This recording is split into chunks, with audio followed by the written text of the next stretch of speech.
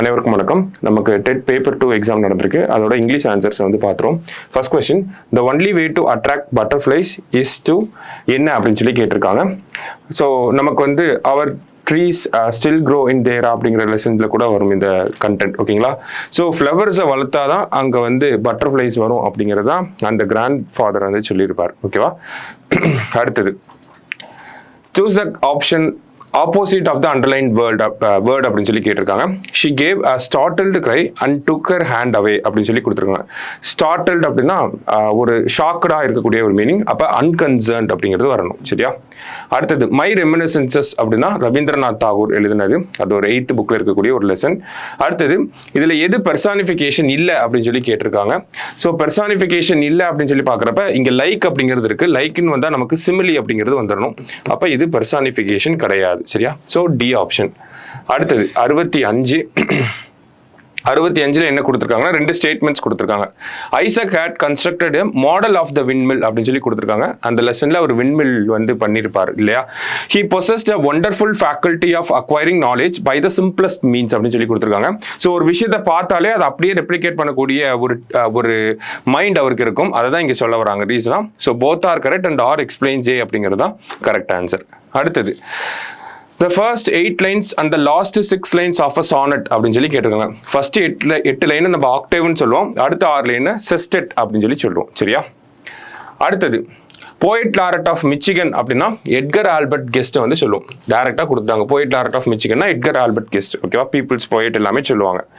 அடுத்தது, olive ridleys come to lay their eggs between the months of January and March அப்படிங்கிறது தான் correct answer.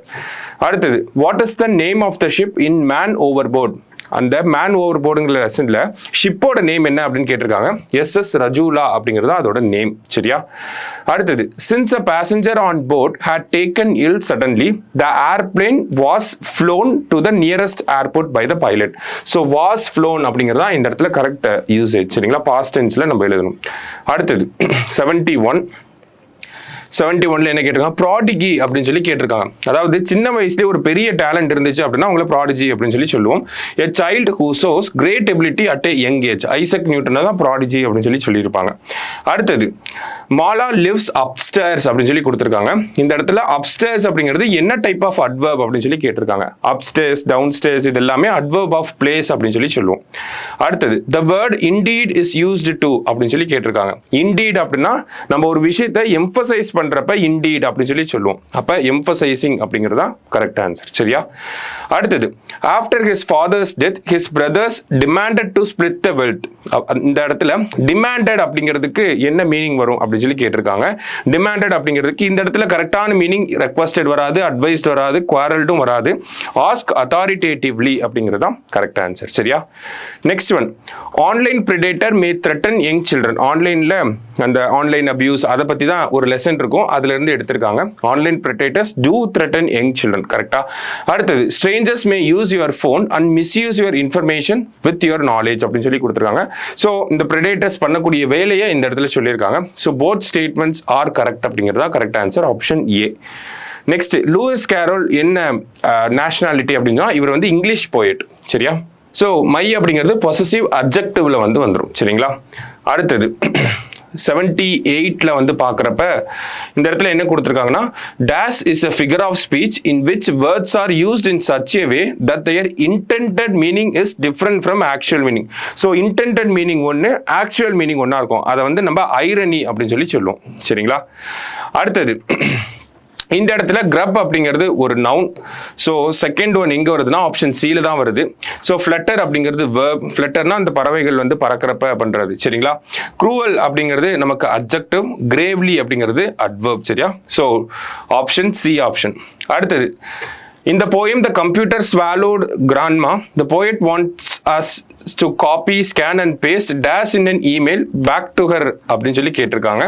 So இந்த இடத்துல என்ன வரும் அப்படின்னா நமக்கு போயமை படி பார்க்குறப்ப நமக்கு கிராண்ட்மாவும் வரலாம், டாக்குமெண்ட்டும் வரலாம். ஸோ இந்த இடத்துக்கு கவர்மெண்ட்டோட கீக்கு நம்ம வெயிட் பண்ணிக்கலாம். சரிங்களா?